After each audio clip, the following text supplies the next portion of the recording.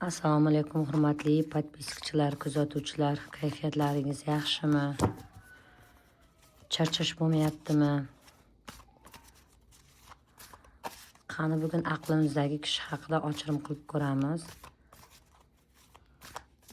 Aqlimizdagi kishi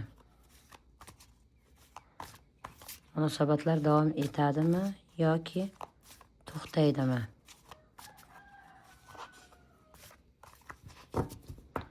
Kommentni o'qib ko'ryapman.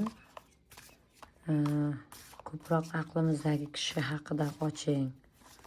Dal shu davom etadimi yoki to'xtaydimi deb so'rashgan ekan. Albatta hamma yozganlaringiz o'qiyapman, navbatman shu haqida ochirim qilib beraman. Bismillahirrohmanirrohim. Aqlimizdagi kishi bilan munosabatlar davom etadimi yoki to'xtaydimi?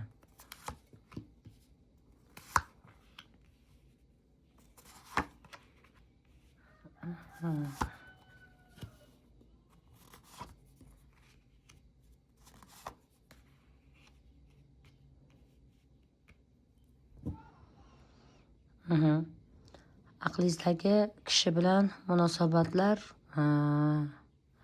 davom etadi.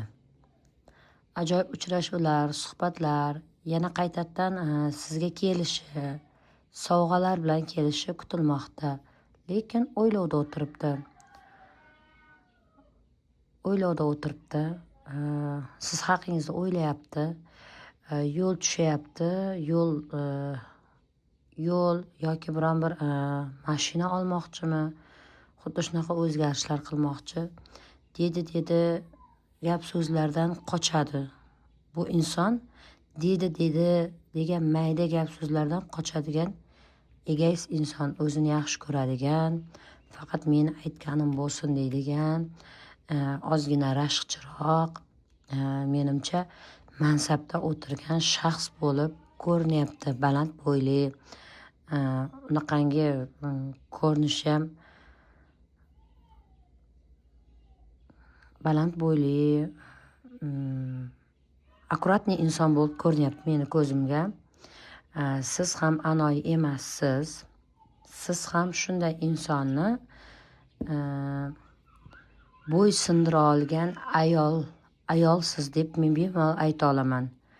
Injiq, ko'p o'ylaydi, 7 o'lchab 1 kesadigan inson. Hamma narsa ham uning tanlovi bo'lavermaydi, e'tiborini tortavermaydi. Ya'ni siz ham xuddi shunaqasiz. Hamma narsaga ham e'tibor beravermaysiz. Sizlarni koinot o'zi uchrashtirgan menimcha. Menimcha endi ikkalalaringiz ikki xil dunyodagi odamsizlar, lekin sizlarni taqdir uchrashtirgan. Orada o'ylab qoladi o'zi ham. Nega men buni tanladim deb ko'p o'ylab qoladi. O'ylovda o'tiradi.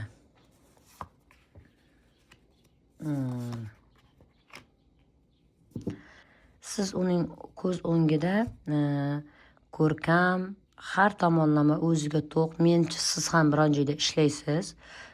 Pullar kelishi, daromadli, barakali ayol ekanligingizni ko'rsatib turibdi.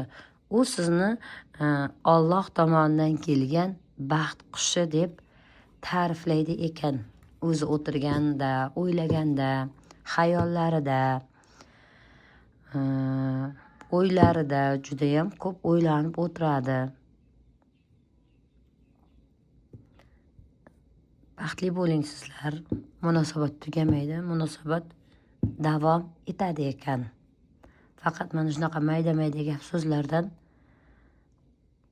ehtiyot bo'lsalaringiz, Xudo xolisa Alloh tomonidan baxt qushi qo'ngan deb bemalol ayta olaman.